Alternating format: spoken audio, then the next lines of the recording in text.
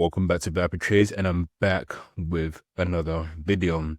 So guys, as you can see, we were long from Bitcoin last week at around 82k, and currently Bitcoin has been chopping for the past few days between 86k and 83k, but we are finally seeing some trend direction on the 4-hour time frame here. You can see the trend has been really steady for the past few days or so. So essentially what we want to see next is for us to take out this 87, 88k level here. Then we will reevaluate. So it can reject at this, or if it breaks above a strong volume, I do believe we should see 93k from this level onwards. And what I want to do is go on a 12-hour time frame. Let's start with the daily first. So on the daily, you can see we've got this cluster here at the daily resistance. It is not budging at all, because ideally what you would have wanted to see at this daily resistance is for it to just reject straight away and come back down to fill this level here at around 76 to 74k and maybe into 72k, which would have put in a local bottom.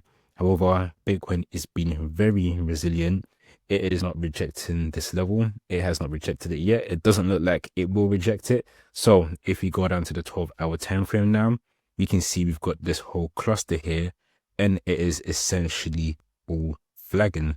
So you've got this flag here, and what you want to see next now is for it to break out this flag and test this 88k level, and then we will reevaluate. So all this depends on how the market decides to open on Monday morning.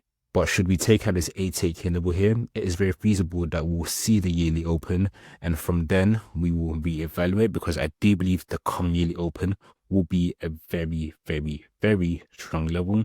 If you can see here, you can see we rejected it once already, and it created some support here as well.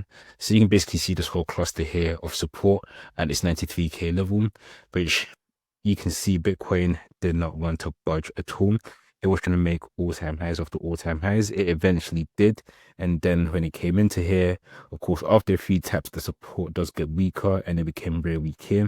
But we saw it now through 93k all the way down to 78k.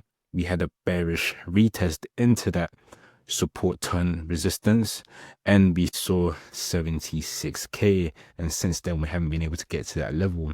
So this is the level to watch now. And of course, should it keep knocking on the door, it will eventually break, but we'll just take it one step at a time for the moment.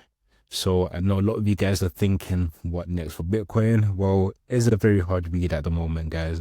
At the moment, I don't think anyone really knows what direction it will take next. Of course, on the 3-day, we are still below these daily EMA clouds. So there is no reason we should break higher just yet when we tap into that 87, 88k level. There is double confluence here. You can see that crossover here as the buyer price should reject here and continue lower, as we saw here and here. But that's not to say that Bitcoin can't surprise us if we do get some sort of short squeeze. But right now, guys, the price action on the lower time frame is bullish, but on the high time frame, it's still choppy or even bearish, if you want to say.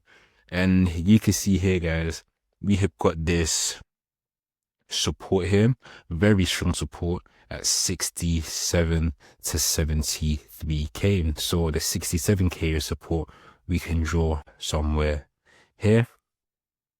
But yeah, you can see this is a very strong support level for Bitcoin at the moment. But unless we lose this level here at 83k, right now, these lows are safe. So they are safe until we lose this level here at 83k. And that's where you'll be looking to get short and aiming for 74 to 72k. But overall, there is still a lot of work to be done. We need to flip this 88k level and then 93k.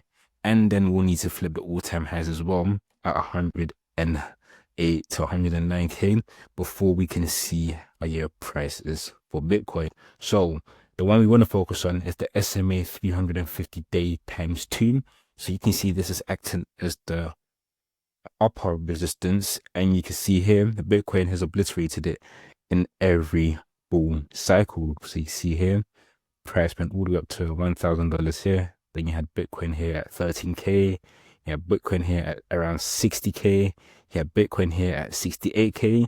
And we are yet to take out this level here, which currently lies at 154K.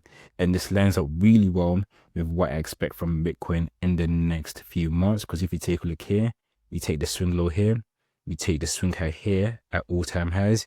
You can see, guys, my upper targets for Bitcoin is 126K, 147K, which lines up very well with the price cycle top indicator at 154K. And we've got 171K as well. And for the final target, we've got 209K. So should we get above all-time highs again, these are very feasible targets for Bitcoin going into 2026. And as I mentioned already, Michael Saylor is still buying Bitcoin. He is up around $9 billion right now, and these are unrealized gains. And I do believe he'll be looking to buy more Bitcoin in the next few months. So right now it is looking very healthy. Of course, I know a lot of you are losing patience with Bitcoin, but this is very healthy price action, and the longer it takes to materialize, the better, as we should get that stronger breakout, or rather this, than for us to do something like this, where it will just keep chopping you out. So this will be a much more healthier price action than it going up and down, up and down, up and down. We just get some consolidation at the lows and break above NGC up only, and this will be really beneficial for altcoins as well, as you have very clear direction as to where they're going. So this will just allow you to buy and hold altcoins, which is something we haven't been able to do for the past few months with this choppy price action.